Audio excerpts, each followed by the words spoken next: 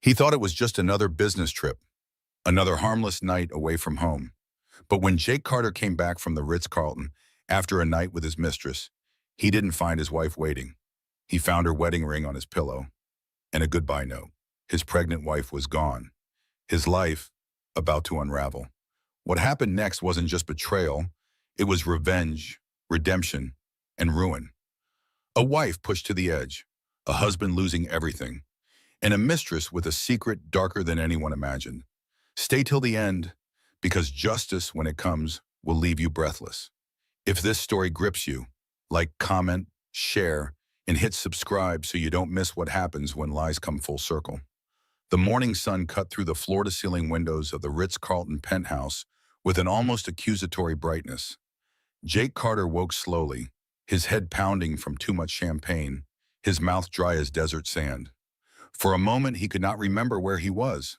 Then he saw the blonde hair spread across the pillow beside him, and everything came rushing back.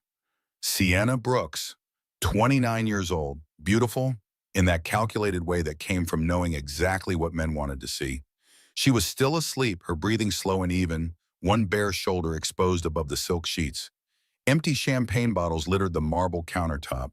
Two crystal glasses sat abandoned on the nightstand, lipstick staining one rim. Jake's phone lay on the bedside table, screen dark. He reached for it, squinting against the brightness when it came to life. 6:47 in the morning. 47 missed calls from Emily Hart. 32 text messages. 21 voicemails. He swiped through them quickly, not reading the texts, not listening to the voicemails. They would all say the same thing. "Where are you? Are you okay? Please call me. Happy anniversary. I love you." Jake felt a familiar twist of guilt in his stomach, but it faded quickly. It always did. Emily would understand. She always understood. That was what she did. She forgave him, made excuses for him, waited for him to come home. 6 years of marriage had taught him that much. He silenced his phone and got dressed quietly, trying not to wake Sienna. She stirred as he buttoned his shirt, opening one eye. "Leaving already?" Her voice was husky from sleep and cigarettes. "I have to get home. Emily will be waiting." Sienna stretched like a cat, deliberately letting the sheet slip lower. Will she? Or will she just accept whatever excuse you give her like she always does? Jake froze, one arm in his jacket sleeve. "What is that supposed to mean?" "Nothing, baby." Sienna smiled, but there was something cold in it. "Go home to your wife. I will see you next week." Jake finished dressing and left without another word. In the elevator, he practiced his excuse.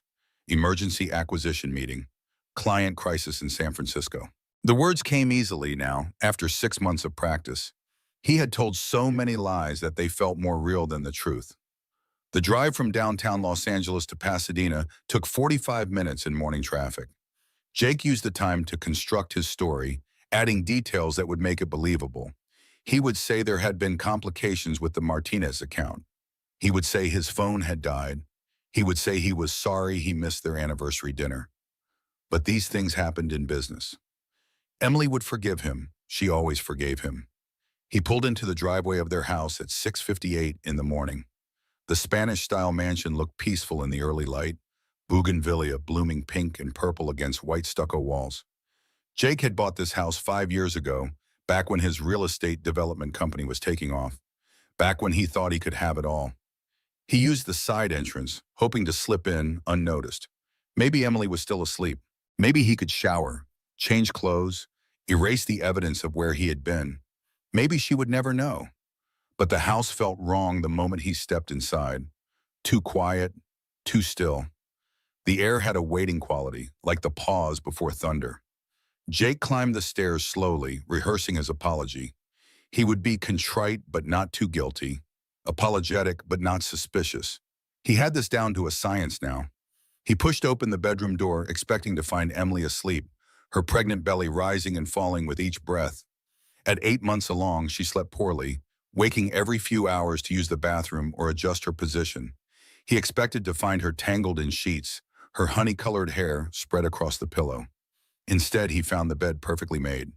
Hospital corners, smooth white sheets without a wrinkle, the decorative pillows arranged just so, and on his pillow, catching the morning light like an accusation, sat Emily's gold wedding band. Jake's breath caught in his chest. He crossed the room in 3 strides, picking up the ring with shaking hands. It was still warm, as if she had only just removed it. Beside it lay a white envelope with his name written in Emily's careful handwriting. The letters were even and controlled, no evidence of tears or anger. Just his name, Jake. He tore open the envelope, hands trembling so badly he almost dropped it. The letter inside was written on their good stationery, the kind Emily kept in her desk for thank you notes and special occasions, the kind she used when she wanted something to be permanent. Jake, the letter began, "This is the last time I wait for you." The words hit him like a physical blow. He sank onto the edge of the bed, reading with growing horror. "I know about the late meetings that smell like Chanel No. 5. I know about the hotel receipts. I know about her. I have known for 3 months. I am done making excuses for you. Harper and I are gone. Do not look for us. My lawyer will contact you. Emily." Jake read it 3 times, certain he must be misunderstanding. Emily could not have left. Not his Emily. Not the woman who had stood by him through everything. Not the woman who was 8 months pregnant with his daughter. He ran through the house calling her name. "Emily! Emily!" His voice echoed off walls that suddenly felt cavernous and empty. The nursery was the worst. Jake pushed open the door to the room they had spent weeks decorating together. The walls were painted soft yellow, the color of morning sunshine. Emily had chosen it because she said it would make the baby feel happy and safe. They had argued playfully about the shade, Emily wanting something brighter, Jake preferring something more subdued. In the end, they had compromised on a color right in the middle. Now the room was empty, the white crib was gone, the changing table was gone, the rocking chair where Emily had planned to nurse their daughter was gone. The mobile of felt stars that hung above the crib was gone. Even the soft yellow curtains had been removed from the windows. The only thing left was a rectangle of slightly darker yellow paint on the wall where the name letters had hung. Harper. They had put them up 2 weeks ago, making the baby real in a way she had not been before. Now even those were gone. Jake stumbled to the kitchen, desperate for something normal, something that would prove this was all a nightmare. Instead, he found the evidence of his own negligence laid out like an accusation. The dining table was set for 2, white tablecloth, their wedding china, candles that had burned down to stubs, wax pulled on the candlesticks. In the center of the table sat a meal that must have been beautiful hours ago. Now it looks fat and abandoned. Steak, cold and gray, mashed potatoes, congealed, green beans, limp. A chocolate cake with "Happy 6th Anniversary" written across the top in Emily's careful script. Beside his plate sat a card. Jake picked it up with numb fingers. The front showed 2 cartoon bears holding hands. Inside, Emily had written, "6 years ago, I married my best friend. I still love that man. Do you?" Jake's knees gave out. He collapsed into the chair, the card falling from his fingers. His phone buzzed in his pocket. He pulled it out, hoping desperately that it was Emily, that she had changed her mind, that this was all some terrible misunderstanding. "Unknown number." Jake answered on the first ring. "Hello? Mr. Carter?" A woman's voice, professional and cold. "This is Patricia Brennan from Brennan and Associates. I represent your wife in divorce proceedings. You will be served papers within 48 hours. Do not attempt to contact Mrs. Carter, or you will be in violation of a restraining order. Have a good day."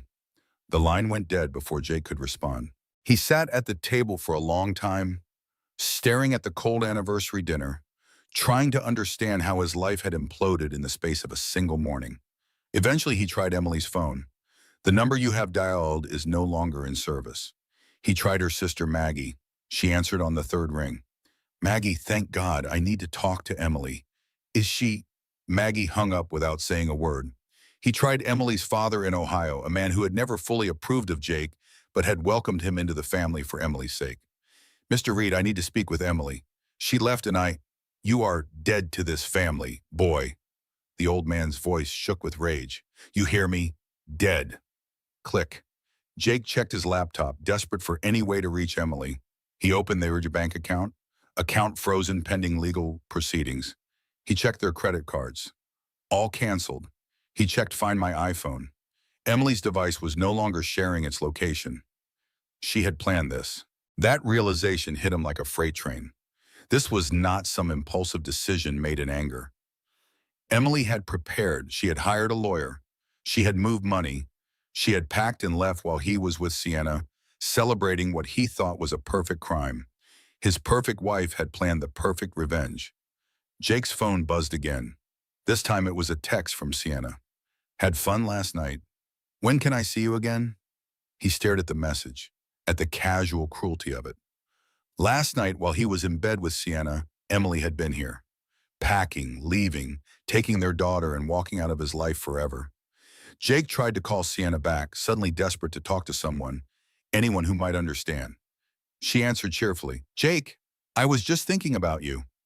Emily left. She knows about us. There was a pause. Then Sienna's voice, carefully modulated. "Oh my God, Jake, what are we going to do?" This is my marriage, my baby, calm down. This might be a good thing. Now we can be together, publicly. Jake felt something cold settle in his stomach. I have a pregnant wife.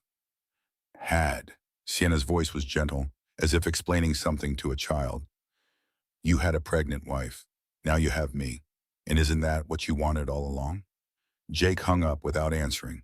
He sat alone in his empty house, surrounded by the evidence of his own destruction, and understood for the first time what he had lost. Not just a wife, not just a daughter, but the entire life he had built, brick by brick, lie by lie, betrayal by betrayal. And the worst part, the part that would haunt him for years to come, was that he had no one to blame but himself. To understand how Jake Carter destroyed his life in a single night, you have to understand how it began. Not with Sienna, not with the affair, but with the slow erosion of a marriage that looked perfect from the outside. 3 months before Emily left, Jake Carter was living the American dream. At 38 years old, he had built Carter Holdings from nothing into a multi-million-dollar real estate development company. He drove a Tesla. He wore custom suits. He lived in a mansion in Pasadena with his beautiful wife and their baby on the way. From the outside, Jake had everything. From the inside, he felt trapped. It started so slowly that Jake did not notice it happening. First, there were the late nights at the office that stretched later and later. Then the business trips that felt less like work and more like escapes. Then the moment when he looked across the breakfast table at Emily, 7 months pregnant and glowing, and felt nothing but resentment. She had given up her career as an ER trauma nurse when they got married. It had been her choice, she insisted. She wanted to focus on building their family, on creating a home. But Jake could not shake the feeling that she had given up her identity to become an extension of his. Miss Jake Carter, the wife of the successful real estate developer, the woman who planned dinner parties and charity events and smiled for photos. He wanted the woman he had fallen in love with, the one who came home from 12-hour shifts in the emergency room with stories about saving lives, the one who was fierce and independent and did not need him for anything except love. But he also wanted the stability, the home-cooked meals, the clean house, the social capital that came with having a beautiful, devoted wife. He wanted everything and resented everything and did not understand that you could not have both. The business conference in San Francisco was supposed to be routine, 3 days of networking and presentations. Jake went alone, grateful for the break from domesticity. Emily was 7 months pregnant by then, moving slowly, nesting with an intensity that made Jake feel suffocated. On the first night, Jake went to the hotel bar. He told himself he was networking. He was good at networking. That was how you built a business, by meeting people, making connections, creating opportunities. That was when he met Sienna Brooks. She walked into the bar like she owned it, wearing a black dress that showed exactly the right amount of everything. Blonde hair fell in waves past her shoulders. Her makeup was perfect. Her smile was calculated. She sat down 2 seats away from Jake and ordered a martini, dirty, extra olives. The bartender knew her order without asking. Sienna caught Jake looking and smiled. "Jake Carter," she said, as if they were old friends. "I have read about you. Self-made millionaire by 35. Very impressive." Jake was flattered and wary in equal measure. "And you are?" "Sienna Brooks, independent consultant. She extended a hand. Her nails were painted red, her handshake was firm. I specialize in helping businesses maximize their growth potential. They talked for an hour. Sienna was a good listener. She asked questions about his business, his goals, his vision for the future. She laughed at his jokes. She leaned in when he talked, as if every word was fascinating. Jake found himself complaining about his life, the pressure of running a company, the stress of impending fatherhood, the feeling of being trapped in a role he had chosen but now resented. Do not get me wrong, Jake said, his third whiskey making him more honest than he intended. I love Emily, but sometimes I miss feeling alive, Miss feeling like myself instead of just somebody's husband. Sienna nodded sympathetically. Marriage is hard, especially when you are as ambitious as you are. You need a partner who understands that drive, not someone who wants to domesticate it. Emily is not trying to domesticate me, is not she? Sienna signaled for another round. She gave up her career. She is planning your domestic life. Soon you will have a baby and all the responsibilities that come with it. When was the last time you felt free? Jake could not answer. He could not remember. You deserve to feel alive, Sienna said softly. She placed her hand on his arm. Her touch was electric. You have worked so hard to build your success. You should enjoy it. They kissed in the elevator. It was not planned. It just happened. One moment they were talking, and the next moment Jake's mouth was on hers, and her hands were in his hair, and he felt alive for the first time in months. They made love in Jake's hotel room. It was passionate and desperate, and nothing like the careful, considerate sex he had with Emily now that she was pregnant. Sienna was hungry in a way that made Jake feel wanted rather than needed. She did not require anything from him except pleasure. She did not want to talk about baby names or nursery colors or whether they should hire a night nurse. Afterward, Jake felt the guilt crash over him like a wave. I should not have done that. I am married. My wife is pregnant. Sienna was already getting dressed. What you should or should not do is up to you, Jake. I am not here to judge. I am here to help you remember who you are. She left without asking for his number. Jake lay in bed alone, certain it was a one-time mistake, a moment of weakness. He would go home to Emily and be a better husband, more attentive, more present, more grateful. But 3 days later, Sienna texted him, I am in Los Angeles for business. Would you like to get dinner? Jake told himself he was networking, building a professional relationship. Sienna was a consultant.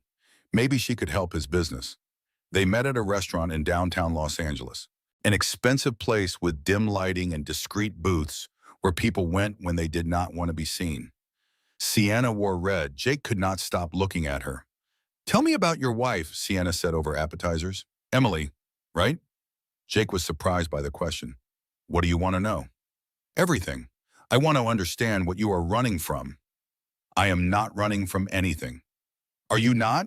Sienna sipped her wine, studying him. You are here with me instead of home with her. That is running, Jake.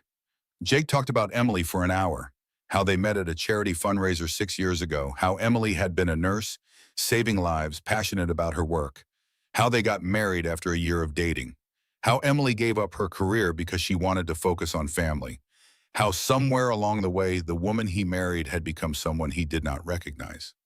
She is perfect, Jake said, realizing how strange that sounded. That is the problem. She is too perfect, too understanding, too accommodating. I do not want to be accommodated. I want to be challenged. Then challenge yourself, Sienna said, and stop living the life everyone expects you to live. Start living the life you want. They went to a hotel after dinner, the Peninsula, where Jake and Emily had spent their honeymoon. Jake did not realize the significance until later, until Emily found the charge on their credit card statement and confronted him about the strange coincidence that he had been at the Peninsula for a business meeting when they had spent their honeymoon there. The affair became routine after that. Jake would tell Emily he had client meetings, business dinners, site visits. Emily would believe him because she always believed him, because a good wife trusted her husband. Jake told himself he was being careful. He used cash when he could. He bought Sienna gifts on a separate credit card. He showered before coming home to wash away her perfume. But he was not careful enough. He did not realize that Emily noticed everything. The way he flinched when she touched his phone. The distant look in his eyes when they made love. The lipstick stain on his collar that was not her shade. The jewelry charges for items she never received. Emily noticed all of it, and Emily said nothing. Instead, she hired Mitch Reynolds, a retired police detective who now worked as a private investigator. Mitch was in his 60s, built like a linebacker going soft, with the kind eyes of someone who had seen too much human failure. Emily met him at a coffee shop in Santa Monica, away from Pasadena, where someone might recognize her. She was 7 months pregnant, moving carefully, her belly preceding her like an announcement. "I think my husband is having an affair," Emily said without preamble. "I need proof." Mitch nodded. He had heard this story 1,000 times. "Tell me what you have noticed." Emily listed the evidence methodically, like she was presenting a patient history to a doctor. Late nights, perfume, credit card charges, secretive behavior. She did not cry. She did not ask for reassurance. She presented facts and waited for Mitch to confirm what she already knew. "I can get you proof," Mitch said. "But ma'am, I have to ask, what will you do with it?" Emily placed both hands on her pregnant belly. "I'm going to protect my daughter. That is all that matters now." Mitch followed Jake for 2 weeks. He took photos of Jake and Sienna at restaurants, holding hands across tables. He photographed them kissing in parking garages. He documented every meeting, every hotel visit, every moment of Jake's betrayal.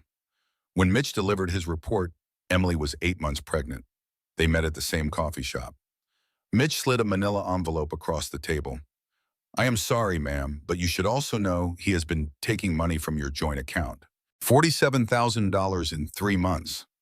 Emily opened the envelope and studied each photograph with clinical detachment. This one showed Jake and Sienna at dinner. This one showed them entering a hotel. This one showed Jake buying jewelry at a store where Emily had never shopped. "Thank you," Emily said, sliding the photos back into the envelope. "Can you recommend a good divorce attorney?" Mitch wrote a name on a napkin. Patricia Brennan, the best divorce attorney in California. Expensive, but worth every penny. Emily called Patricia from the parking lot. They met the next day. Patricia listened to Emily's story without interruption, taking notes in a leather-bound notebook. "You have excellent documentation," Patricia said. "With this evidence, we can get full custody, substantial support, and a favorable asset division."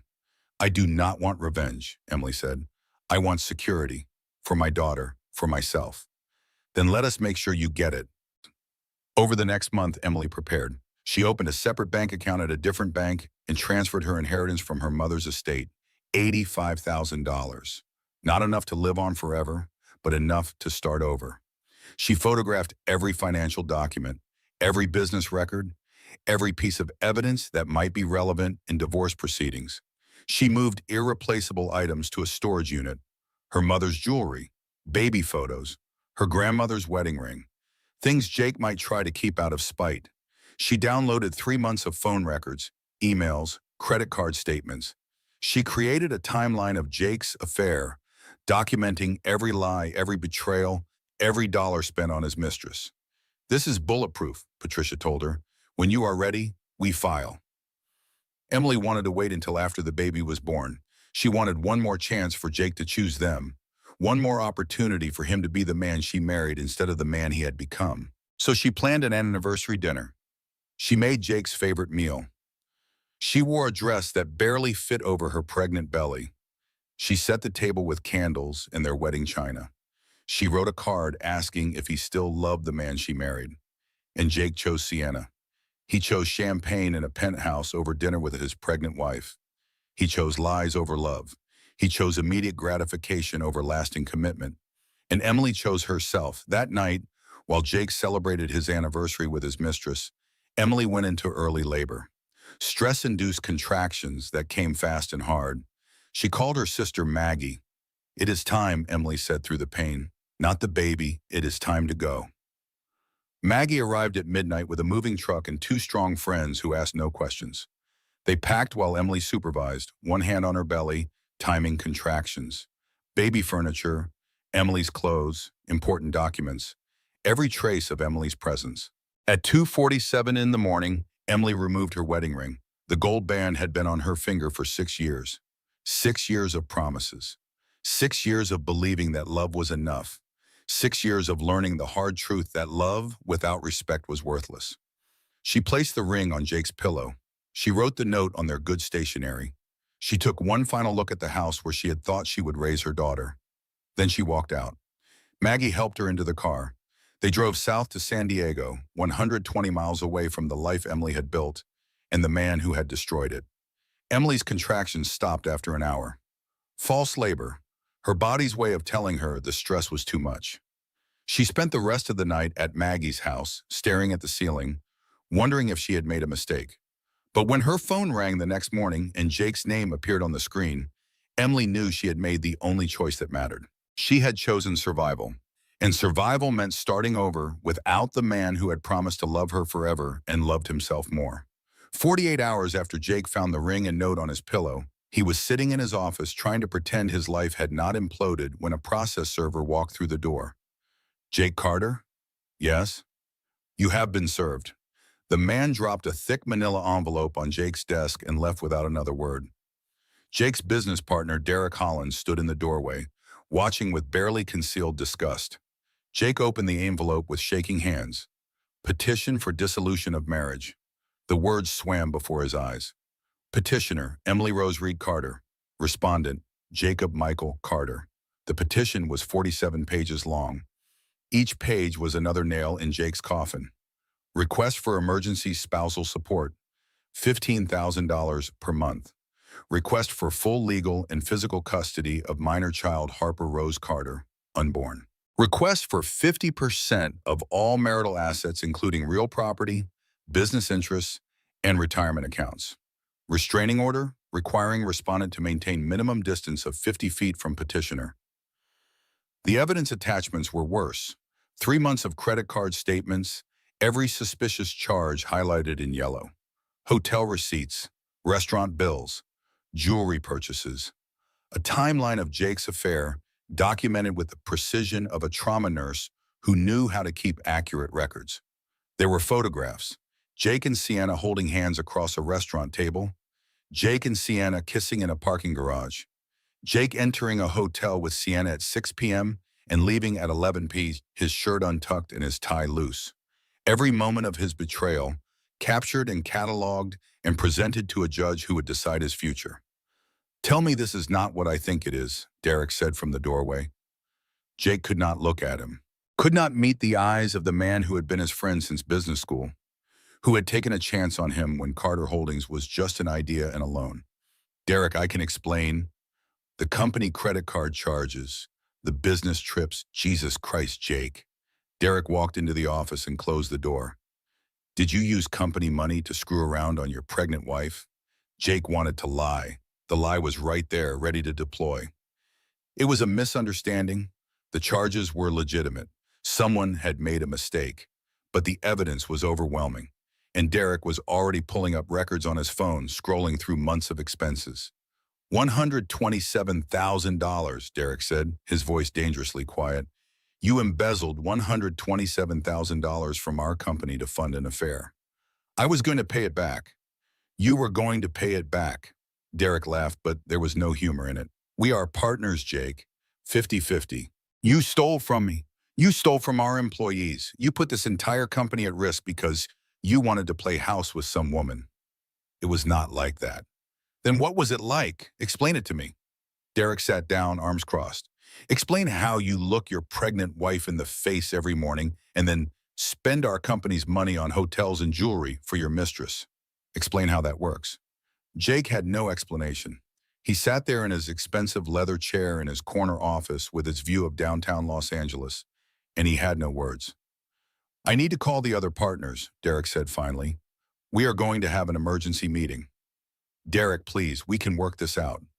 "No," Derek stood up. "We cannot work this out. You made sure of that when you decided your dick was more important than your integrity." The emergency partner meeting happened that afternoon in the conference room where Jake had closed his first major deal 5 years ago.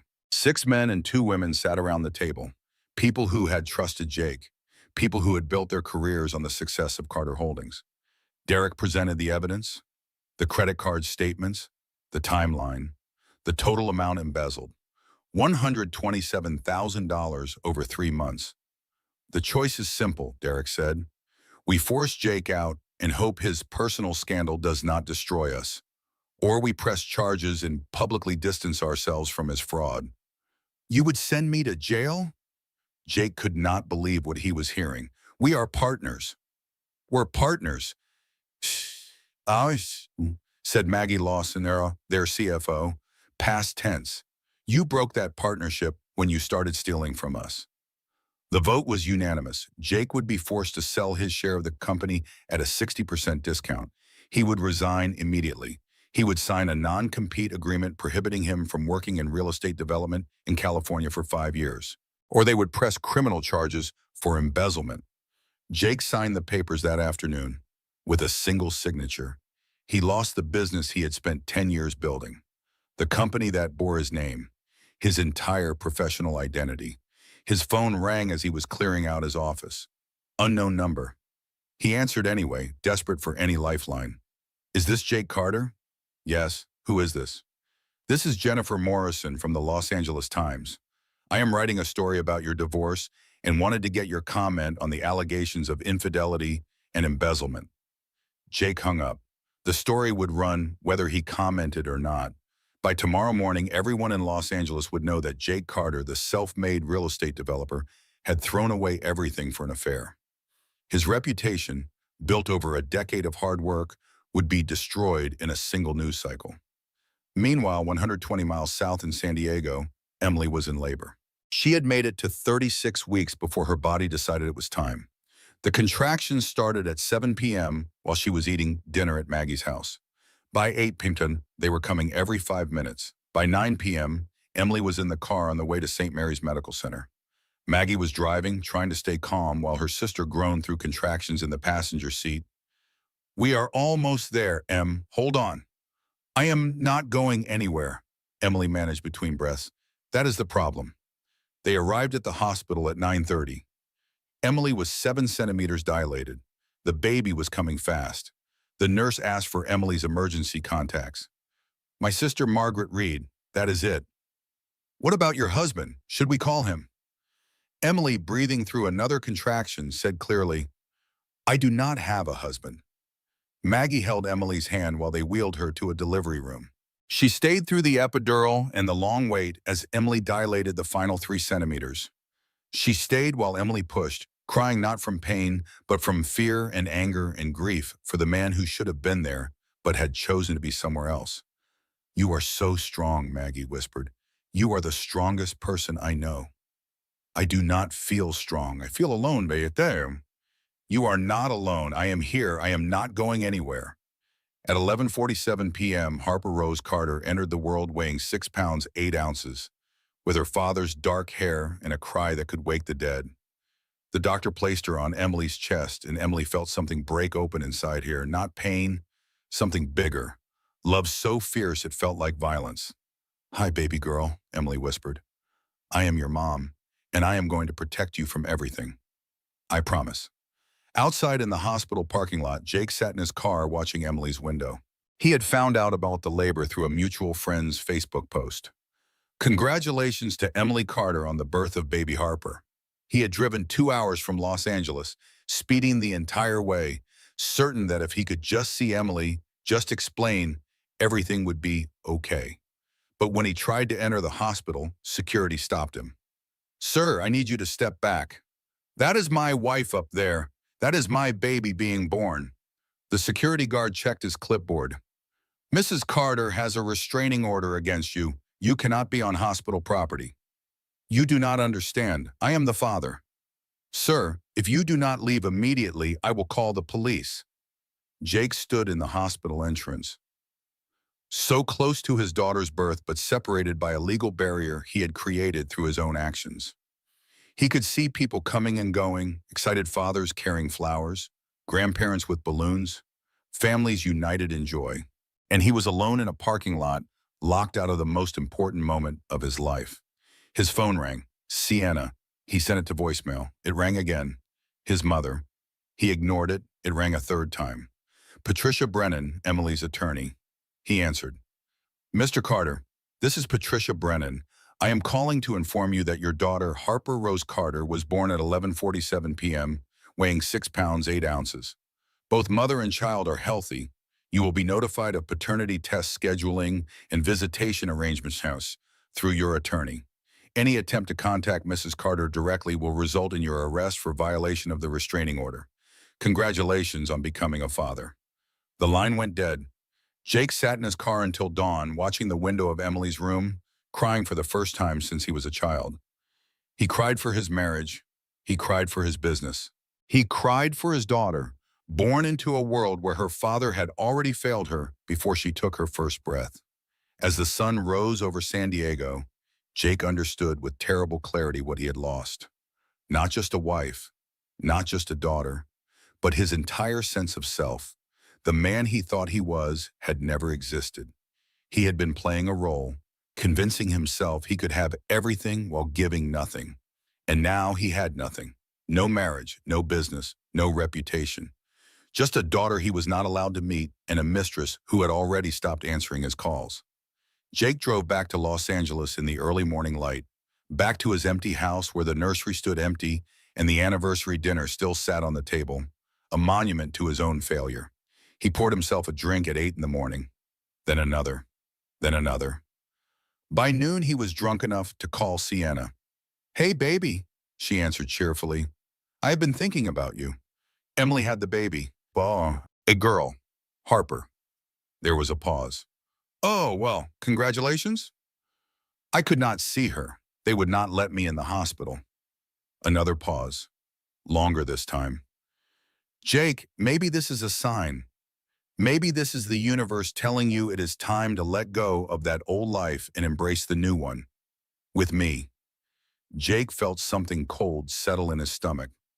The new life where I have no business, no money, and no daughter. The new life where you are free. Sienna's voice was patient, as if explaining something to a child. You do not need Emily. You do not need that baby. You need someone who understands you. Someone who does not try to trap you with responsibility and obligation. That baby is my daughter. Is she? Or is she just another way for Emily to control you? Jake hung up. He sat alone in his empty house and looked at his phone, at Sienna's name in his contacts, and saw clearly for the first time what she was. Not a lover, not a partner, but a predator who had targeted him with surgical precision and led him straight into his own destruction. And he had followed willingly, eagerly, because he was too arrogant to see the trap until it closed around him. 2 weeks later, Emily was living in Maggie's spare bedroom, with Harper sleeping in a bassinet beside her. The room was small but bright, with windows that looked out over a garden where Maggie's kids played. It was nothing like the mansion in Pasadena, but it felt safer, cleaner, free of lies. Emily video called Patricia from her laptop while Harper slept. What happens now? Now we fight. We have frozen all marital assets, Jake's accounts, properties, business interests. He cannot touch a dime without court approval. Good. He spent my mother's inheritance on his mistress. I want it back. We will get more than that. I am filing for full custody, maximum child support, half of all business assets. By the time we are done, you will be financially secure for years. I do not want revenge. I want Harper to be safe. Those two things are not mutually exclusive. The first custody hearing was scheduled for 3 weeks after Harper's birth. Emily drove to the courthouse in San Diego with Maggie, Harper in her infant car seat. Emily wore a navy dress that she had bought specifically for court, conservative and professional. She had lost most of the pregnancy weight already, stress and sleeplessness burning calories faster than any diet. Jake was waiting outside the courtroom with his attorney, Richard Sutton. Richard was exactly what Emily expected. Expensive suit, slicked back hair, shark eyes that calculated the value of everything they saw. Jake looked terrible, unshaven, rumpled. His suit was wrinkled, as if he had slept in it. When Jake saw Harper in her carrier, his face crumpled. He took a step toward them. Emily stepped back instinctively. A bailiff moved between them. "Mr. Carter, maintain your distance." Jake stopped, hands raised. "I just want to see my daughter." You will have that opportunity through proper channels, Patricia said crisply. Step back. They entered the courtroom. Judge Morrison presided, a woman in her 60s with steel gray hair and reading glasses perched on her nose. She had seen 1,000 divorces, 1,000 men who claimed to love their children while destroying their families. Patricia presented Emily's case methodically. The affair, documented through photographs and financial records. The embezzlement, the abandonment during labor. Jake's complete lack of involvement in prenatal care. The restraining order Emily had requested after Jake showed up drunk at Maggie's house 2 days after Harper's birth, demanding to see his daughter. Richard Sutton countered with accusations. Emily had abandoned the marriage. Emily had alienated Jake from his child. Emily had fled the state to make visitation difficult. Emily was vindictive in punishing Jake for a mistake. A mistake? Judge Morrison looked up from her notes. Mr. Sutton, your client conducted a 6-month affair, embezzled over $100,000, and missed his daughter's birth because he was with his mistress. That is not a mistake. That is a pattern of choices. Your Honor, with respect, my client has rights as a father. Rights come with responsibilities, the judge interrupted. Responsibilities your client abdicated. Mrs. Carter, I am granting your petition for temporary full custody. Mr. Carter will have supervised visitation for 2 hours per week at an approved facility. He will pay emergency temporary support of $8,500 per month. Standard paternity testing will be required to establish legal parentage.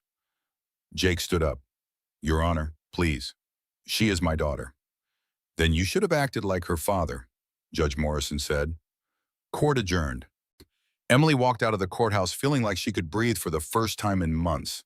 She had won. Harper was safe. They were going to be okay. She called Maggie from the parking lot. We won. Harper is safe. We are going to be okay. Maggie was crying on the other end. I am so proud of you, Em. Emily hung up and stood in the California sunshine holding Harper's carrier, feeling strong for the first time since this nightmare began. Then a man in a suit approached. Excuse me, are you Emily Carter? Yes. He handed her a manila envelope. You have been served. Emily opened it with shaking hands.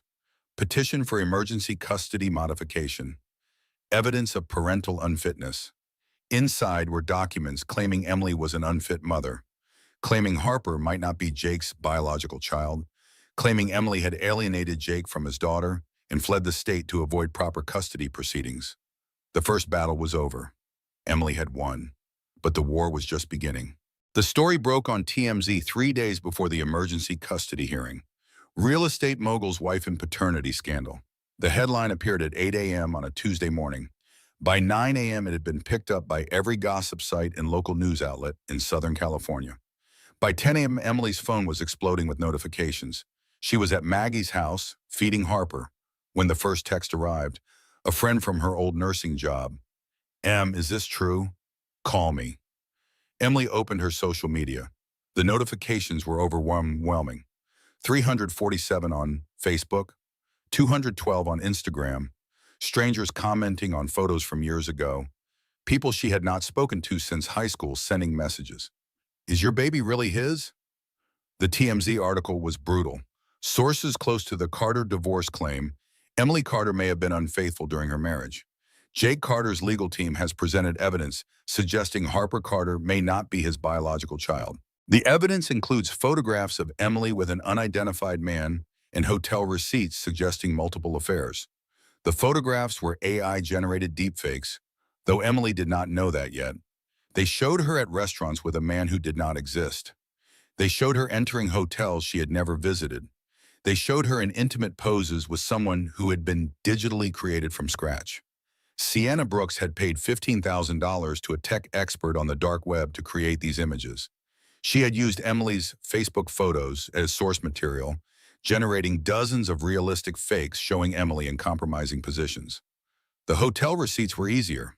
Sienna had access to Jake's credit card information. She fabricated charges at hotels on dates when Emily had been home alone, pregnant and waiting for her husband to return from his actual affair. The witness statement came from a former neighbor. Todd Williams had lived next door to the Carters for 2 years before moving to Arizona. Sienna found him through public records and paid him $5,000 to sign an affidavit, claiming he had seen strange cars in the Carter driveway at odd hours.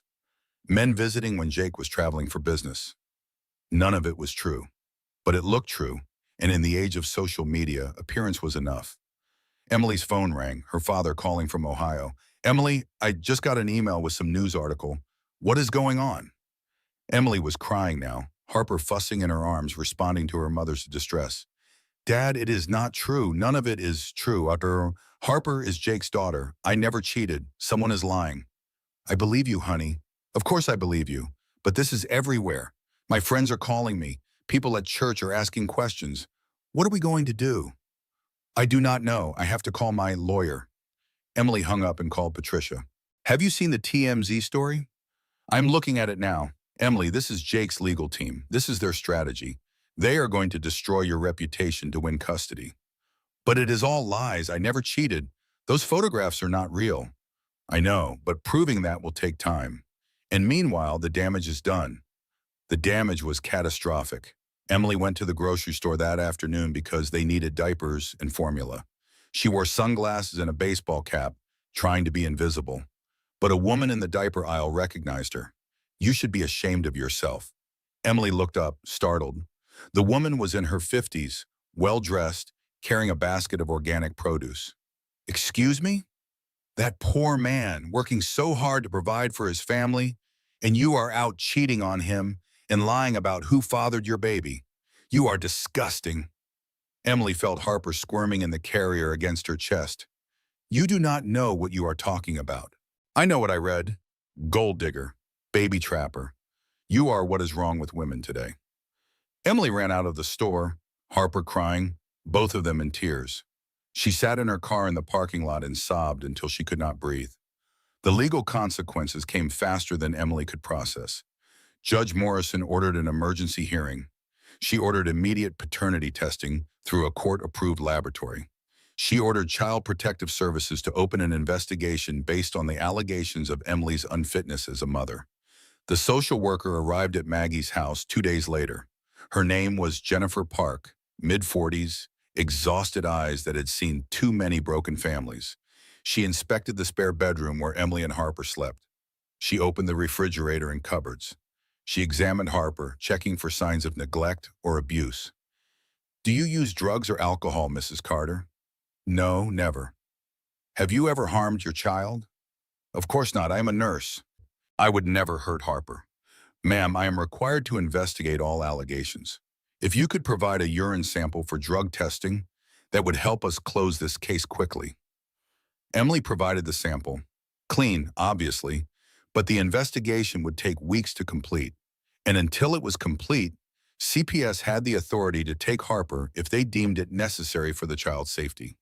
The worst came 4 days after the TMZ story broke. Emily was at a court-ordered paternity test appointment when her phone rang.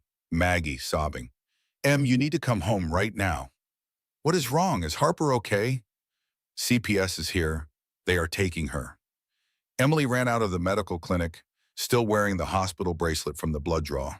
She drove 80 miles per hour back to Maggie's house, praying she would not get pulled over, praying she would make it in time. She was too late. A CPS van was pulling away when Emily screeched into the driveway. She ran after it, screaming Harper's name. The van did not stop. Emily collapsed in the driveway. Maggie ran out and held her while she screamed. Not words, just sound. The sound of a mother whose child has been taken. The sound of agony so complete, there were no words for it. Jennifer Park, the social worker, stood on the lawn looking miserable. "Mrs. Carter, I am sorry. This is temporary, standard procedure when there are allegations of parental unfitness.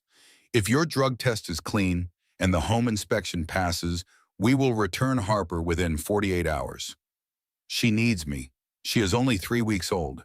She is breastfeeding. We have formula. She will be cared for." "I am her mother." "I know. And if you are the mother you claim to be, you will have her back in 2 days. But right now, my job is to protect the child. That is what I am doing." Emily spent 48 hours in hell. She could not sleep, could not eat. She sat in the empty spare bedroom where Harper's bassinet sat unused and cried until she made herself sick. Maggie tried to comfort her. They will give her back. Your drug test will be clean. The house is fine. She will be home soon. He did this. Jake did this. He took my baby to punish me. I know. I hate him.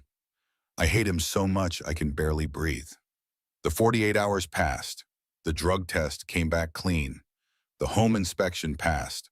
Harper's pediatrician provided a statement confirming Harper was well cared for and meeting all developmental milestones. The paternity test came back. 99.99% probability. Jake Carter is the biological father of Harper Rose Carter. CPS returned Harper on a Thursday afternoon. Emily was waiting on the front lawn when the van pulled up. Jennifer Park carried Harper out in her car seat. Emily's arms were shaking so badly she could barely unbuckle the carrier. Harper was crying. She had been crying for hours. She wanted her mother. Emily pulled her daughter out of the car seat and held her, both of them crying. Harper rooted immediately for Emily's breast, desperate and hungry. Emily sat down right there on the long lawn and nursed her daughter while CPS drove away. I am so sorry, baby, Emily whispered. I am so sorry. I will never let them take you again. Never.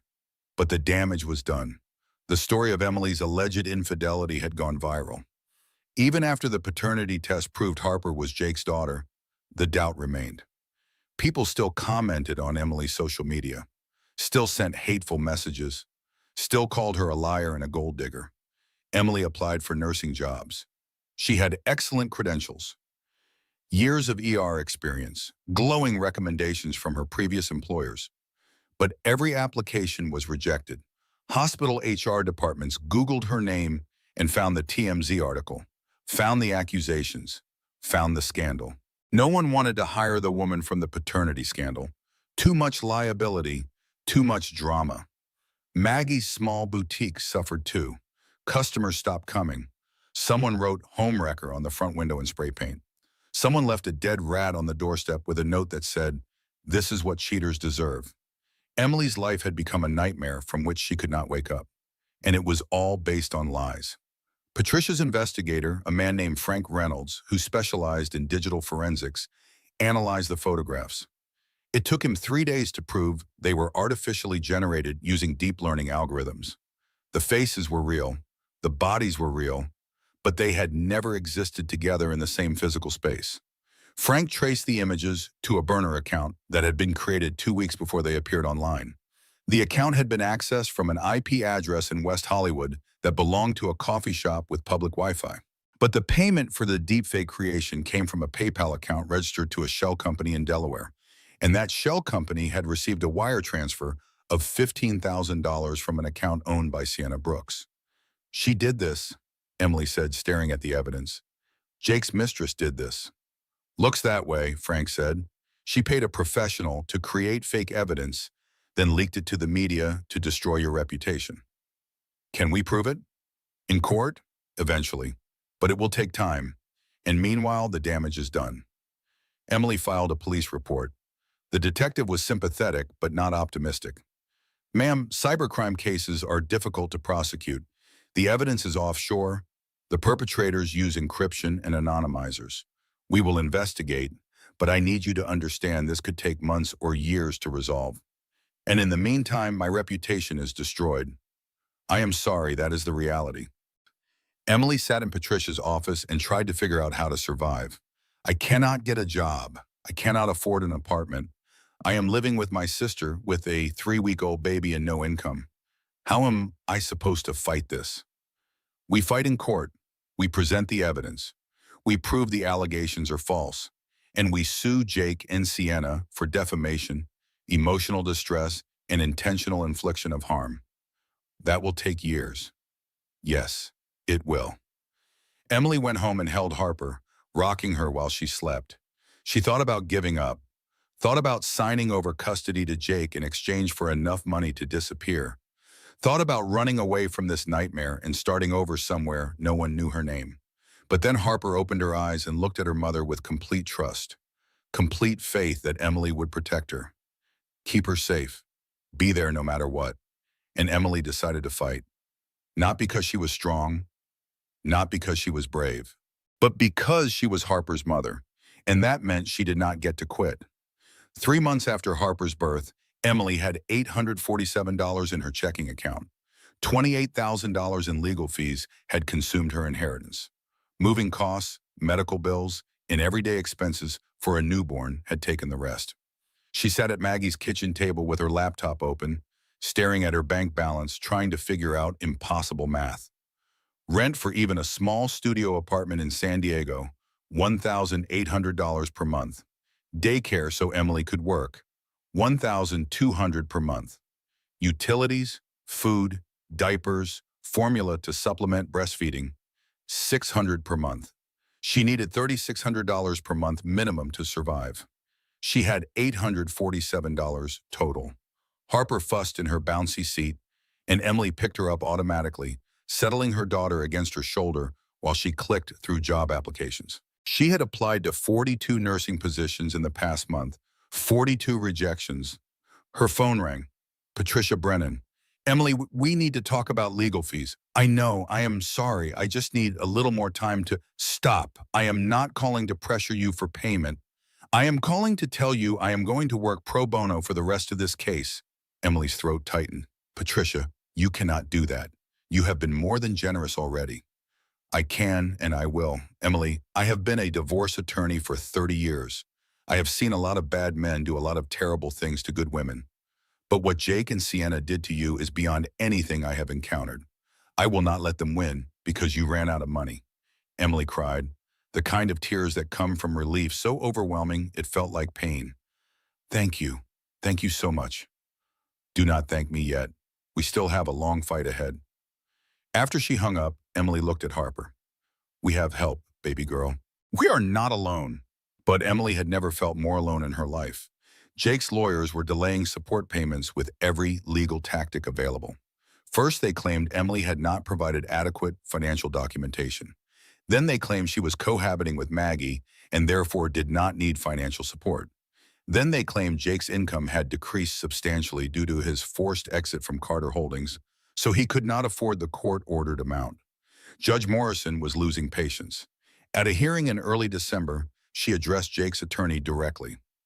Mr. Sutton, your client has failed to make a single support payment since Mrs. Carter filed for divorce. His daughter is 3 months old. Where is the money? Your Honor, my client's financial situation has changed dramatically. He lost his business. He has significant legal fees. He is doing the best he can. The best he can is not good enough. I am ordering Mr. Carter to pay $12,000 in back support immediately, plus $8,500 per month going forward. If he fails to comply, I will hold him in contempt. Jake stood up in court. Your Honor, I do not have $12,000. Then get it. Sell your car, sell your furniture, borrow from family.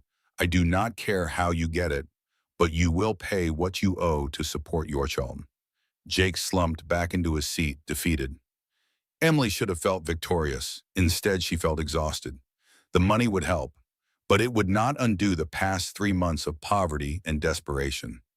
That night, Emily could not produce enough breast milk. Stress had destroyed her supply. Harper cried for hours, hungry and inconsolable. Emily tried everything: pumping, nursing, warm compresses, lactation supplements. Nothing worked. She finally gave Harper a bottle of formula and watched her daughter drink greedily, the crying finally stopping. And Emily broke down completely. I cannot do this. I cannot give her what she needs. Maggie found her on the bathroom floor, sitting against the tub, sobbing so hard she was hyperventilating. Em, breathe. You need to breathe. I failed. I cannot even feed my own baby. Stop. You are enough. Formula is fine. Harper is fine. You are more than enough. But Emily did not feel like enough. She felt like a failure, a burden, a woman who had lost everything and did not know how to build it back. Maggie made a suggestion the next morning. What about crowdfunding, a GoFundMe campaign for your legal fees? I cannot beg for money online. It is not begging. It is community. It is people helping people. There is no shame in asking for help when you need it. Emily resisted for 3 days, but on the 4th day, when she got another rejection email from a hospital in La Jolla, she gave in. They created the GoFundMe together.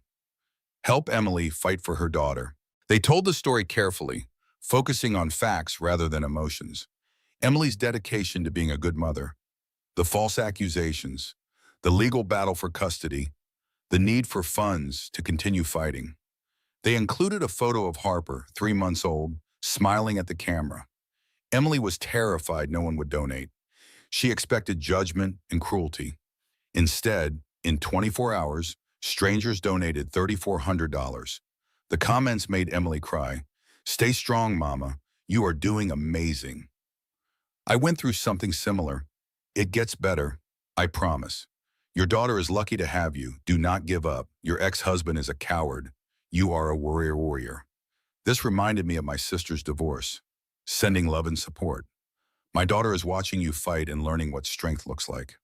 Emily read every comment, every message of support from strangers who owed her nothing but gave anyway.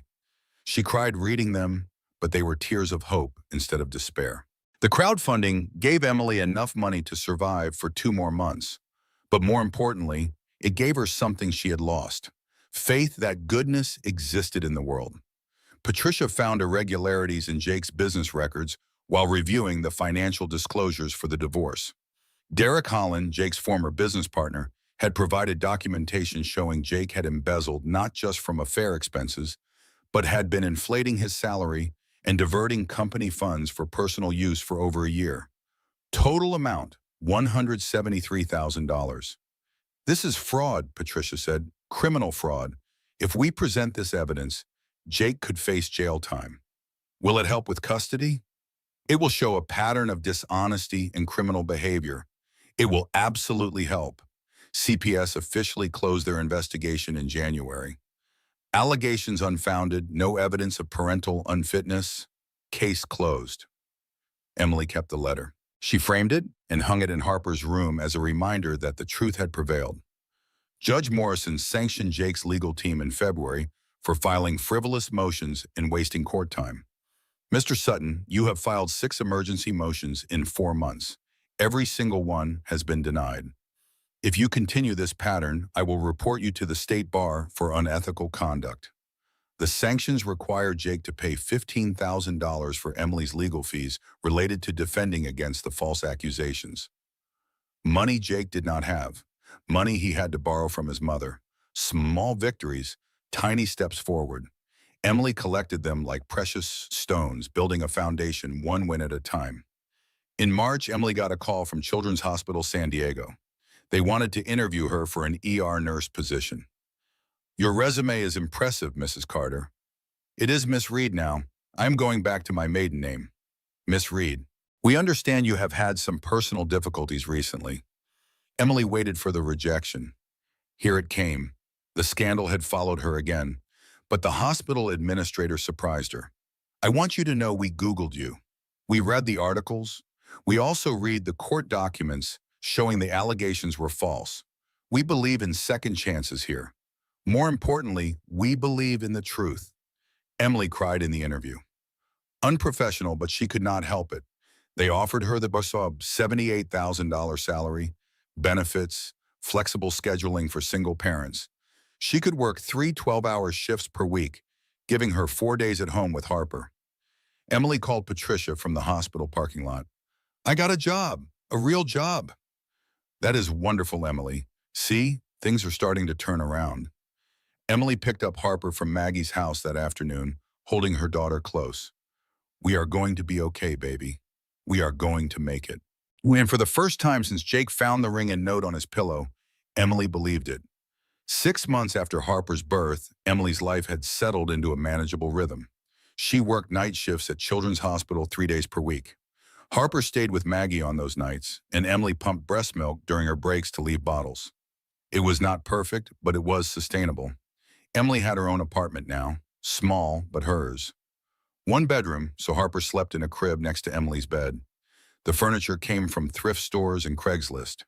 The dishes were mismatched. The couch had a stain on one cushion that she covered with a blanket, but it was clean and safe and belonged to her. For the first time in a year, Emily could breathe. The custody arrangement had stabilized. Jake had supervised visitation every other Saturday for 4 hours. He showed up on time, followed the rules, and seemed genuinely engaged with Harper. He was learning to be a father, slowly and imperfectly, but he was learning. Emily even had friends again, co-workers who invited her to lunch, other single mothers from Harper's playgroup, people who knew her story but saw her as Emily, not as the woman from the scandal. On a Tuesday in April, Emily took Harper to the beach for the first time. Harper was 7 months old now, sitting up, babbling constantly, reaching for everything. Emily set up a blanket on the sand and let Harper feel the ocean breeze on her face. Harper laughed, a real laugh, not just a baby giggle, a laugh of pure joy at the feeling of wind and sun and her mother's arms around her. Emily took a photo, Harper's tiny feet in the sand, the ocean behind them. She posted it on Instagram with the caption, "New beginnings. We made it, baby girl." Within an hour, the post had 2,000 likes. Comments flooded in with support and encouragement. Emily smiled, reading them. Maybe the nightmare was really over. Maybe they had survived. That night, Emily went to bed feeling happy for the first time in over a year. She woke at 6 a.m. to 89 missed calls. Emily's first thought was that someone had died. She grabbed her phone, heart racing, checking the caller IDs. Maggie, her father, friends from work, former nursing school classmates, numbers she did not recognize. She called Maggie back. Her sister answered on the first ring. "Em, do not go online. Do not look at anything. I am coming over right now." "Maggie, what is happening? What is wrong?" "Please, just wait for me. I will be there in 10 minutes. But Emily was already opening Instagram. Her feed was filled with tags, notifications, comments. She clicked on one. The video started playing automatically. Emily watched herself enter a nightclub wearing a tight dress she did not own. Watched herself drink shot after shot at the bar, clearly intoxicated. Watched herself go into the bathroom. Watched herself bend over a sink and snort a line of white powder. Watched herself leave the bathroom and make out with a Miranda man in the corner, his hands all over her body. The timestamp on the video read, last Thursday, 11:34 p.m. Last Thursday at 11:34 p.m., Emily had been in bed, asleep, with Harper in the crib beside her. Maggie could confirm it. Her apartment complex had security cameras in the hallways. Her phone's location data would show she never left. But the video looked real. The face was hers. The voice was hers. The woman in the video was her in every detail except the truth. Emily watched it twice, 3 times, trying to understand what she was seeing. It was impossible. She had never been to that club, had never worn that dress, had never done drugs in her life. But the video looked absolutely real. The caption on the TikTok video read, "Single Mom of the Year, Jake Carter's ex-wife partying while baby at home. No wonder he left."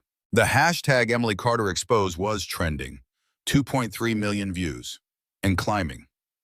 The comments were vicious. CPS needs to take that baby away from her. Drug addict trash, that poor father. This is what she was doing instead of taking care of her kid? Jake was right about her all along. Gold-digging whore. I hope she loses custody. That baby deserves better. Emily's hands were shaking so hard she dropped her phone. Harper started crying, sensing her mother's distress. Emily picked her up automatically, holding her daughter while trying not to hyperventilate. This was not real. This could not be real. But it looked real, and that was all that mattered. By 8 a.m., the local news was running the story. Viral video shows mother allegedly using drugs. By 9 a.m., every major gossip site had picked it up. By 10 a.m., Emily's phone was ringing off the hook. The hospital called. "Emily, we need you to come in. We need to discuss this video. It is fake. I was home Thursday night. I can prove it. I have an alibi. We still need to discuss it. Can you come in this afternoon?" Emily went to the hospital at 2 p.m., leaving Harper with Maggie. Her supervisor and an HR representative were waiting in a conference room. "Emily, we have seen the video. We understand you claim it is fake." "It is fake. I was home Thursday night. My sister can confirm it. My apartment building has security cameras. My phone's location data shows I never left my apartment." The HR representative took notes. "We will need to verify all of that. In the meantime, we are placing you on administrative leave pending investigation." "You are suspending me for something that did not happen?" "We are placing you on leave. There is a difference. We need to investigate, and we cannot have you working with patients while there are questions about your judgment. My judgment? I did not do anything wrong. But they were not listening. Emily was escorted out of the hospital, her badge temporarily deactivated, her shift schedule cleared for the foreseeable future. She sat in her car in the parking lot and called Patricia. I saw it, Patricia said before Emily could speak. I am already working on it. I have a forensic expert analyzing the video. We will prove it is fake. How long will that take? 72 hours minimum. But Emily, the damage is already done. CPS has reopened your case. Jake's lawyers have filed another emergency motion for custody. The state board has opened an investigation into your nursing license.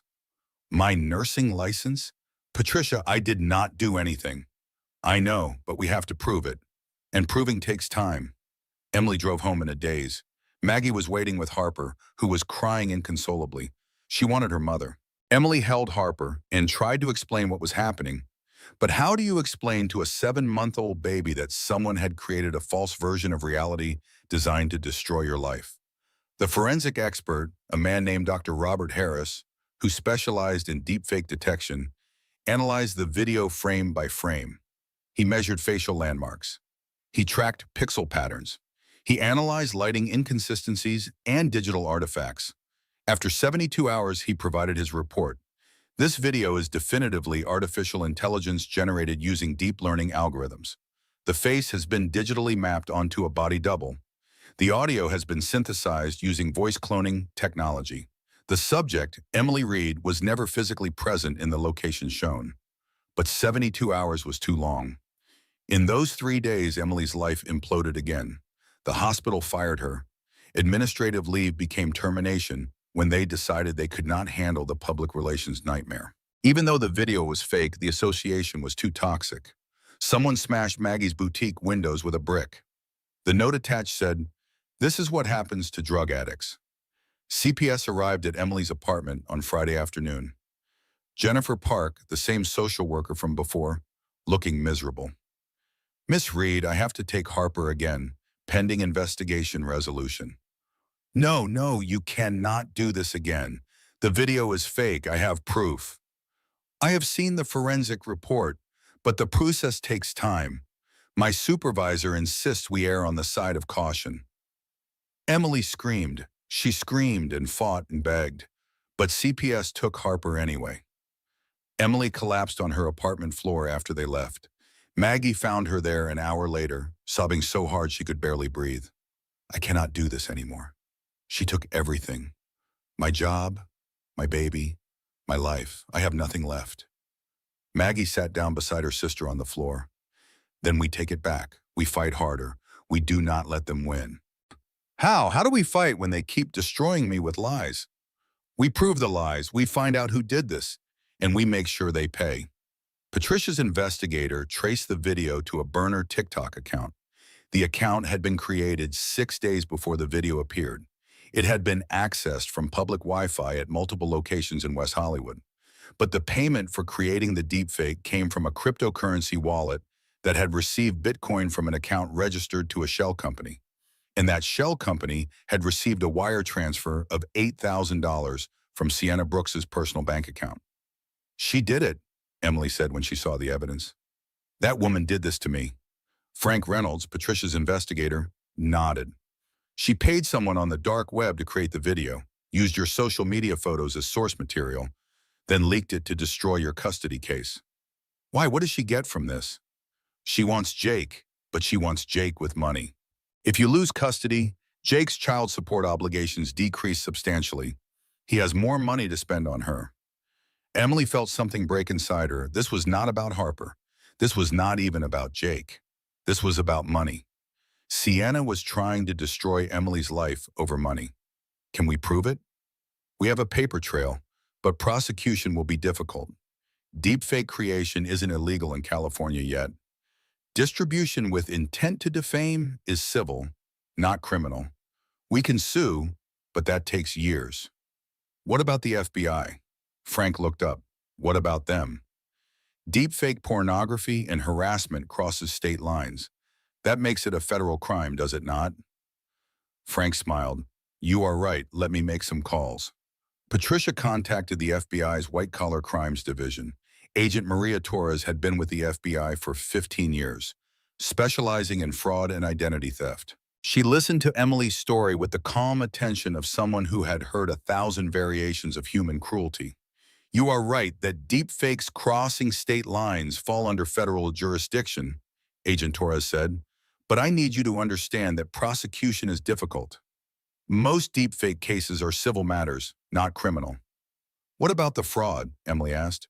They were sitting in Patricia's conference room. Emily, Patricia, Frank Reynolds, and Agent Torres. Harper was with Maggie, still in CPS custody pending the outcome of this meeting. The fake paternity evidence, the fabricated hotel receipts, the paid witness, that is fraud, is it not? Agent Torres smiled.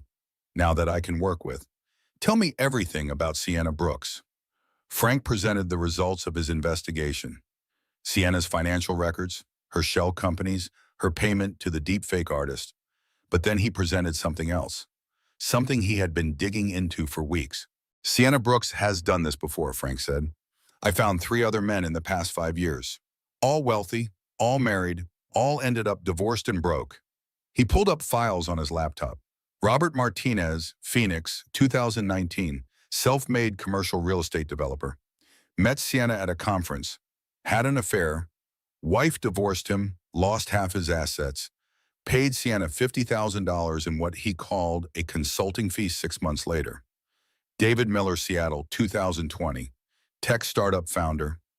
Met Sienna at an investor meeting, had an affair, wife divorced him. He lost majority control of his company, paid Sienna $75,000 as a settlement for alleged business partnership. Marcus Thompson, Portland, 2021, investment banker.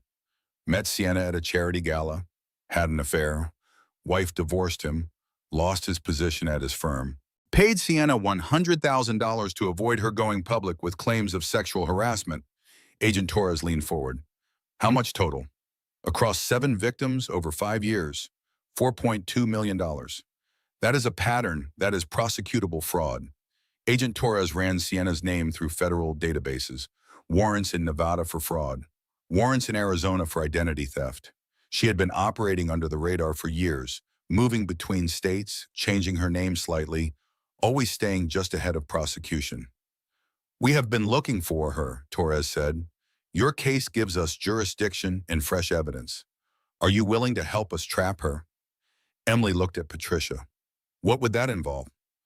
We would need you to be bait, make contact with Sienna, make her think you are desperate enough to pay her off, get her on a record admitting to the fraud. She tried to take my daughter, yes. I will do whatever it takes. They planned the operation carefully. Emily would stage her own surrender on social media.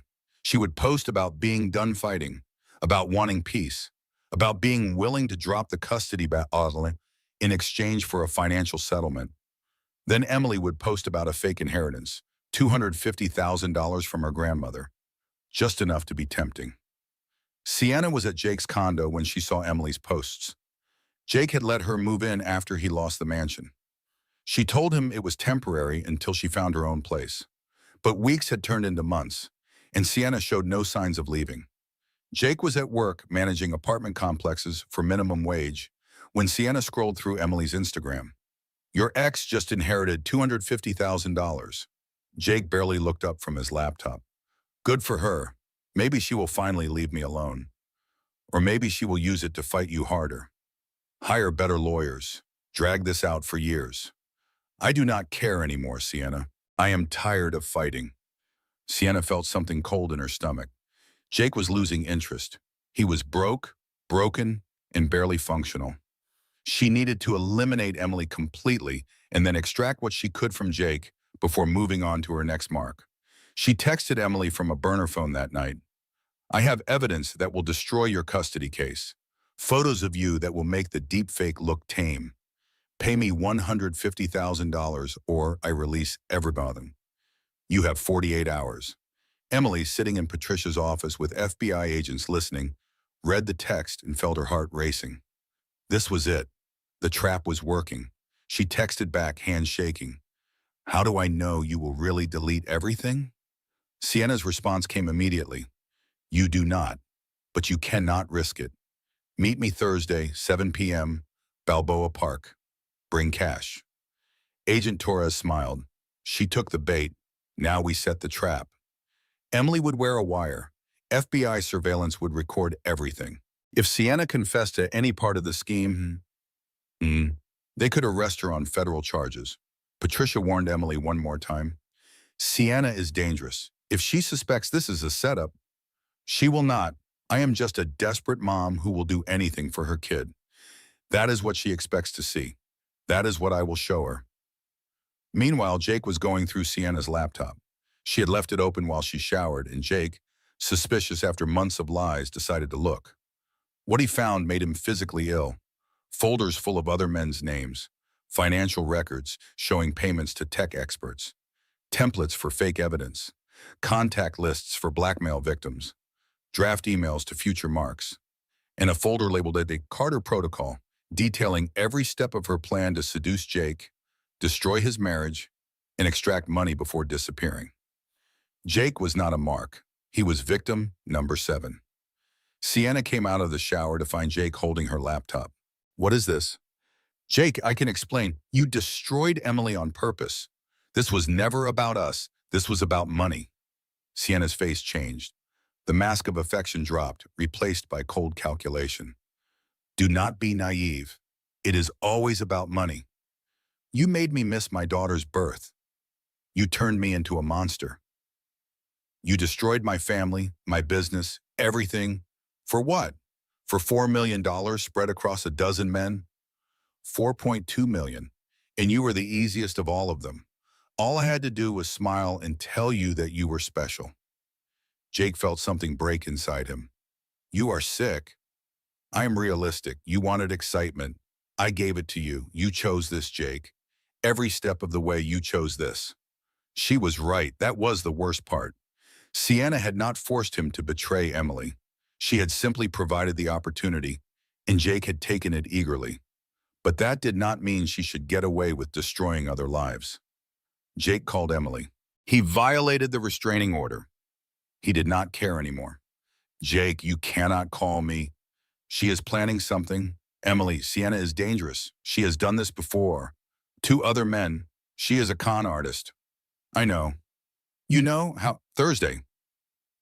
Balboa Park, 7 p.m. Be there. And Jake, bring proof of everything she has done to you. Emily hung up before Jake could respond. On Thursday at 6:47 p.m., Emily arrived at Balboa Park. She wore jeans and a sweatshirt. Her hair was pulled back. She carried a backpack, supposedly full of cash, actually full of cut newspaper. FBI surveillance was in position. Agent Torres was in Emily's ear. We are here. Stay calm. Let her talk. Do not push too hard. Sienna arrived at 7:03 p.m., deliberately late. A power move. She looked like she had stepped out of a magazine. Designer sunglasses, perfect makeup. She smiled at Emily like they were old friends. You look like hell, Emily. Emily stood, gripping the backpack. I brought the money. Give me the evidence. First, let us talk. Sienna sat on a park bench, patting the space beside her. Sit. Emily sat, keeping the backpack in her lap. The wire recorded everything. You know what your problem is? Sienna said conversationally. You thought love was enough. You thought being a good wife, a good mother, would protect you. And you thought money would protect you. Money does protect you. Love is a transaction, Emily. You just did not know you were being sold until it was too late.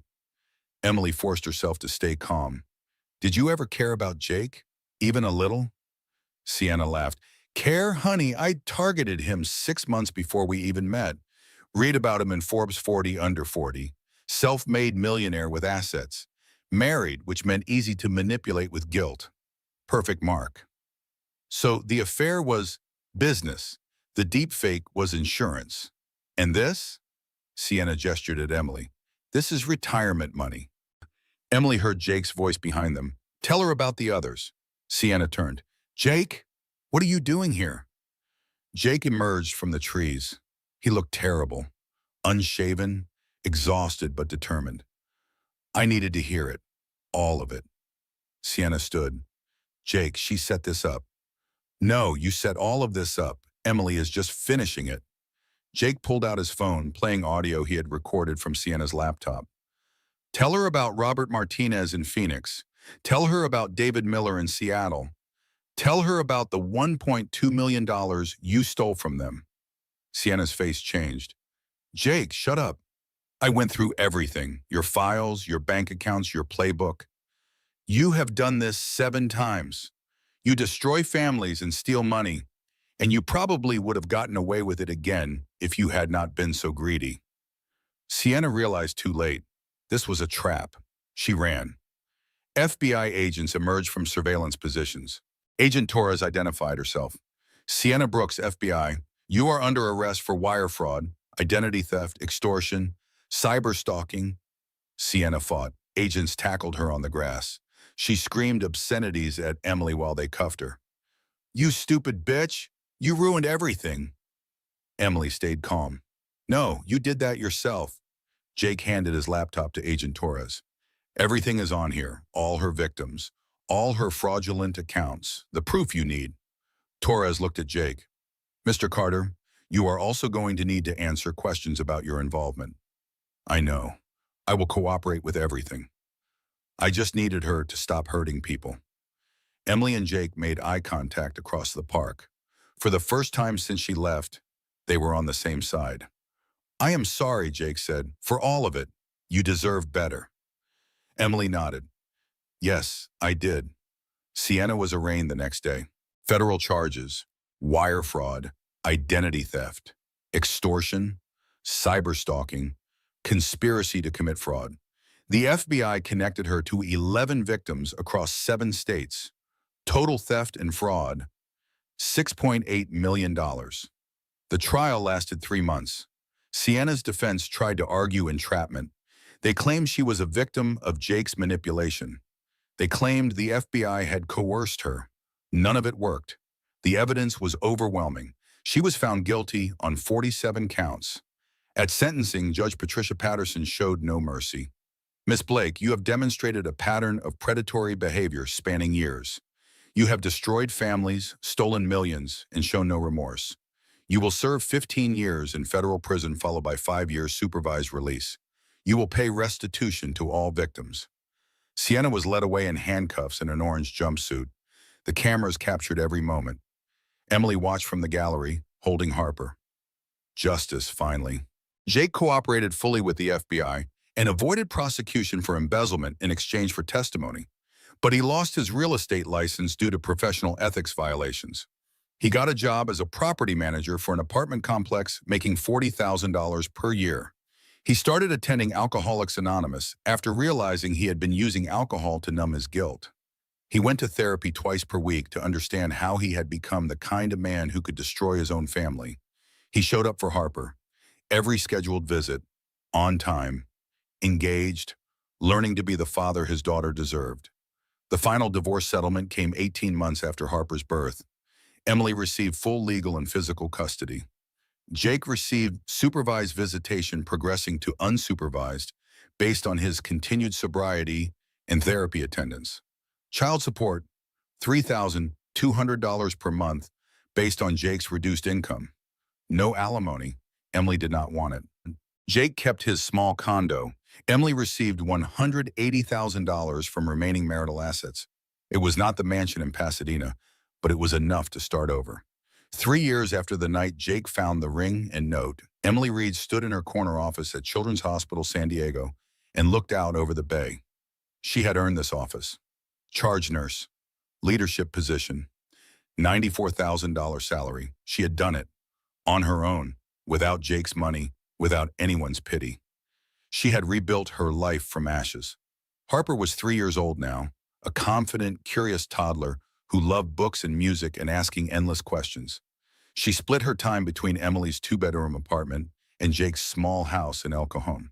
The custody arrangement worked because both parents made it work. Emily picked up Harper from preschool that Friday afternoon. Harper ran to her, pigtails bouncing, clutching a finger painting. "Mama, look what I made!" Emily knelt down. "Tell me about it." This is you and me and Aunt Maggie. We are at the beach. See the ocean? I love it. We will hang it on the refrigerator when we get home. They drove to Emily's apartment, singing along to the radio, Harper making up words of songs she did not know. Emily felt something she had not felt in years, pure, uncomplicated happiness. That evening, Jake arrived to pick up Harper for his weekend. He looked different these days. Healthier, sober, his eyes were clear. He smiled when Harper ran to him. "Daddy, I made you a picture too." Jake scooped her up. "Let me see, wow. Is that us at the zoo?" "Yes, remember the elephants?" "I remember, you said they were squishy." Harper giggled. "They were squishy."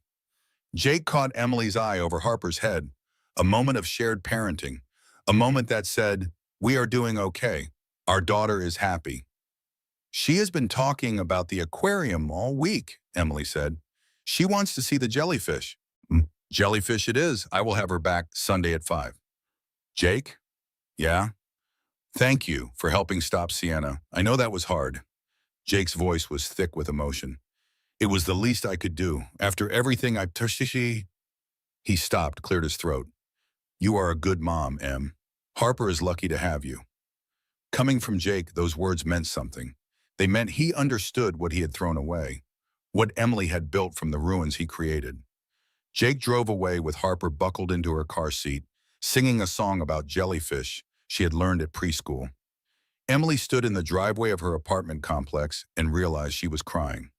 Not from sadness, from relief. They had survived. Both of them. Jake had clawed his way back from rock bottom. Emily had built a life that belonged entirely to her. That night, Emily had dinner with friends from work. Adult conversation. Laughter. No discussion of custody or legal battles or past trauma. Just women enjoying each other's company. One friend asked, "Have you thought about dating again?" Emily had not. Dating felt like something people with less baggage did, but maybe enough time had passed. Maybe she was ready. I do not know, maybe. "There is a guy in pediatrics who asks about you constantly." "Really?" "Really, Dr. Marcus Bradley, single dad. His ex-wife moved to Colorado, so he has his son full-time. He is kind, funny, and he thinks you are amazing." Emily smiled. "Tell him I said hi." On Sunday evening, Jake brought Harper home exactly at 5 p.m. Harper was exhausted from 2 days of adventure, barely able to keep her eyes open. Jake carried her inside and tucked her into bed. Emily stood in the doorway watching him with their daughter. "Jake," Emily said softly, "can I ask you something?" "Sure. Do you think Harper will forgive you when she is older and understands what happened?" Jake was quiet for a long time. "I think if I keep showing up, keep being honest, keep choosing her, she will not have to forgive me. She will just know me as the dad who learned to be better." "That is a good answer." Jake nodded and left quietly, closing the door behind him. Emily sat in Harper's room for a long time, watching her daughter sleep. She thought about the woman she had been 4 years ago. Pregnant, trusting, willing to make excuses for behavior that should have raised red flags. That woman felt like a stranger now. The woman Emily was today had been forged in betrayal and reborn in survival. She had learned that the strongest love was self-love, that family was not always blood, that forgiveness was possible without reconciliation. That happiness was a choice you made every single day. She chose happiness. She chose herself. She chose to believe that Harper deserved to see a mother who was whole rather than broken. And in making those choices, Emily had discovered a strength she never knew existed. 5 years after finding the ring and note on his pillow, Jake Carter sat in a church basement at an Alcoholics Anonymous meeting. He was 43 years old, gray, streaking his temples, lines around his eyes. He had been sober for 5 years. "My name is Jake, and I am an alcoholic. 5 years sober today." The room applauded. Jake waited for silence. "I destroyed my family because I was selfish and insecure. I blamed my wife for my unhappiness when the problem was always me. I had everything. A beautiful wife who loved me, a baby on the way, a successful business. And I threw it all away because I wanted to feel special." He paused. "I cannot undo the past, but I can show up today for my daughter, for myself, and maybe that is enough." After the meeting, Jake's sponsor Tom walked with him to their cars. You ever stop hating yourself for what you did? Jake considered the question. I do not know if I will ever completely forgive myself, but I am learning that the goal is not self-forgiveness. The goal is doing better, being better.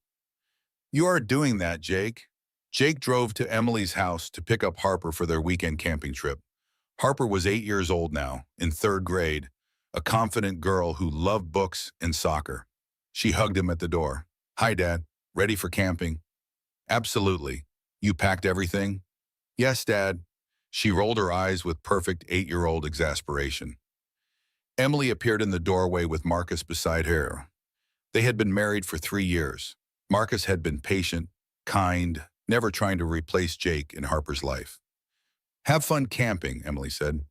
Harper, remember to actually sleep. Mom, I am 8. Jake and Emily shared a look, the complicated look of two people who had survived a war together. We will have her back Sunday evening, Jake said. Take your time. On the drive to the campground, Harper asked about his meeting. She knew about his sobriety. Emily had been honest about addiction in age-appropriate ways. It was good. I shared about my 5-year anniversary. Are you proud of yourself, Dad? I am proud of the work I have done. I am not proud of the reason I needed to do it. Harper was quiet. Mom told me some of what happened when I was a baby, that you made mistakes that hurt her, that you were not there when I was born, that it took you a long time to become a good dad. All of that is true. But you are a good dad now. You show up. You keep your promises. You are always there when I need you. Jake had to pull over because tears were blurring his vision. Harper unbuckled and hugged him. I love you, Harper. You are the best thing I ever did. I love you too, Dad. They camped that weekend, hiking trails and roasting marshmallows. Harper taught Jake about constellations she was learning in science class. On Sunday morning, they packed up together. Do you ever wish you and Mom were still married? Harper asked. Jake thought carefully. I wish I had been the kind of man your mom deserved.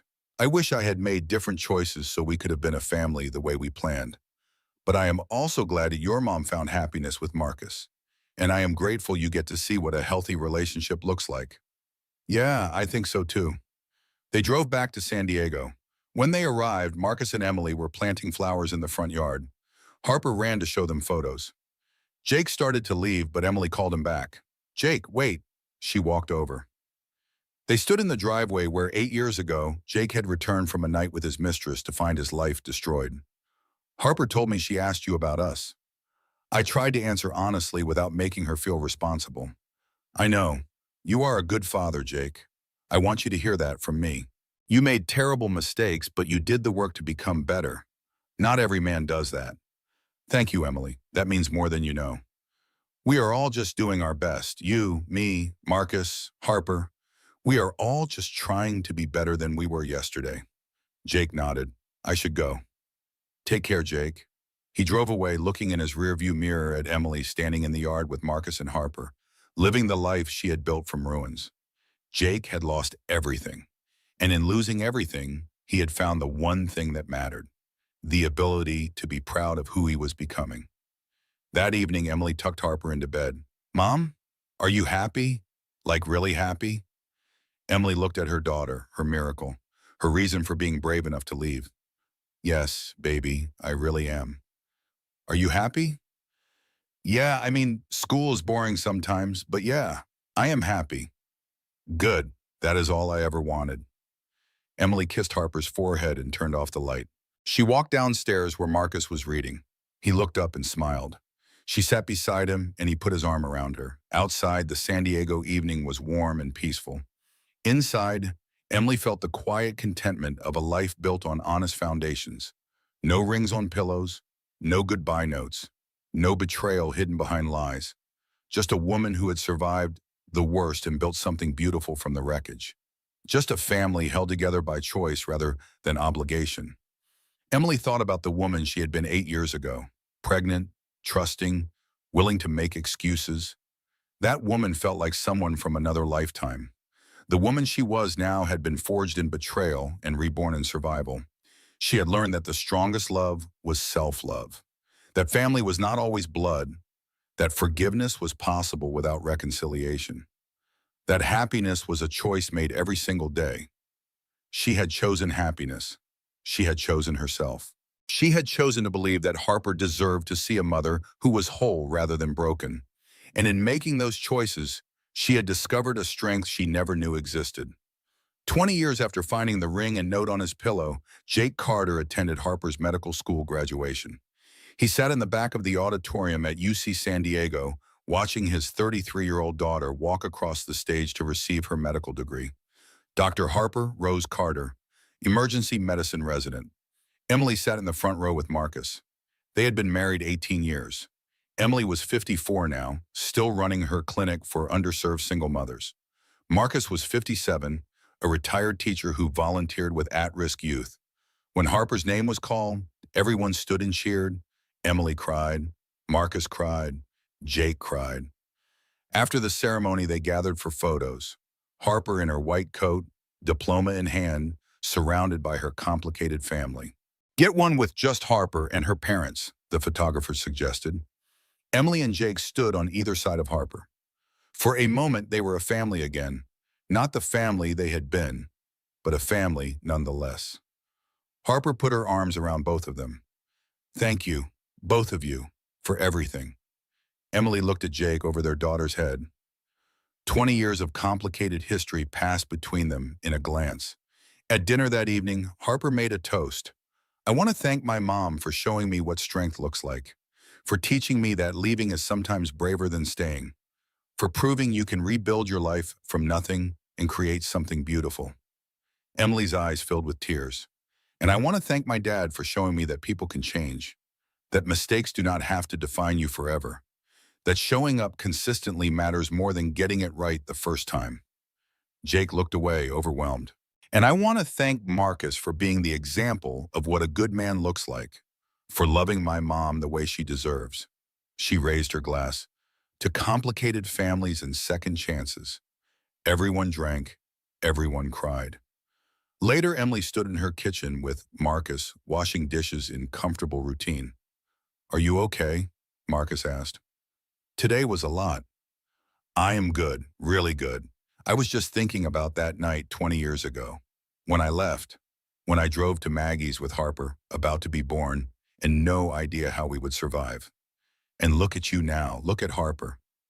We made it, Emily smiled. We actually made it. She thought about the journey, the betrayal, the custody battles, the financial hardship, the nights crying, wondering if she had made a terrible mistake. She thought about the slow reconstruction, the nursing job, the apartment, building a life one small victory at a time.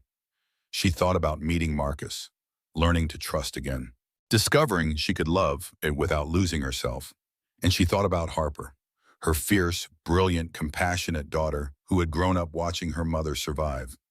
I chose right, Emily said quietly. That night when I left, I chose right. You did. Meanwhile, Jake sat in his car thinking about the past 20 years, the shame of the divorce, the pain of missing Harper's early years, the grinding work of staying sober, but also the pride of watching Harper grow, the gratitude for Emily's willingness to co-parent, the peace that came from knowing he had done the work to change. He thought about the man he used to be, the arrogant developer who thought rules did not apply to him. That man was dead. Jake had killed him slowly over 20 years of therapy and AA meetings. What remained was someone smaller but more real, someone who knew his limitations, someone who understood that showing up was more important than being impressive. It was not the life he had imagined at 38, but it was an honest life. And after 2 decades of lying, honesty felt like redemption. Years later, Emily received a letter from Robert Martinez, one of Sienna's other victims, dying of cancer. He wrote to thank her. Her example of rebuilding after betrayal had inspired him to volunteer at a men's shelter, helping other victims start over. Emily read the letter 3 times. She thought about Sienna Brooks, now working at a gas station, alone and forgotten. Emily felt no satisfaction, just distant sadness for someone who had wasted her life chasing money and ended with nothing. But Emily had something. She had Harper. She had Marcus. She had grandchildren who called her Nana. She had a life built on love and honesty and the quiet knowledge that she had survived. That evening, Emily and Marcus sat on their porch watching the sunset, their ritual. I was thinking about what Harper said at graduation, Emily said, about how leaving is sometimes braver than staying. That was true. I spent years thinking I was weak for leaving, but I was not. I was brave. Marcus put his arm around her. You were the bravest person I have ever known. They sat in comfortable silence as the sun set. Emily thought about her journey, the betrayal, the survival, the rebuilding, the love found and lost and found again. She thought about the woman she had been at 34. That woman felt like someone from another lifetime. The woman Emily was now had been forged in fire. She had learned that love without respect was worthless, that forgiveness was for the forgiver, that you could not pour from an empty cup, that the strongest foundation was one you built yourself. She had chosen to leave, to survive, to build rather than destroy, to choose hope over bitterness. And in making those choices day after day, year after year, she had created a life worth living. Not the life she had planned, not the fairy tale ending, but something better, something real, something earned, a life built on her own terms, a life that belonged entirely to her. As the last light faded, Emily closed her eyes and smiled. She had won.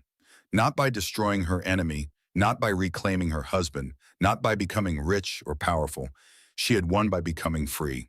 And that, in the end, was the only victory that had ever mattered. After a night with his mistress, Jake found his pregnant wife's ring and a goodbye note on the bed. That note was not an ending, it was a beginning.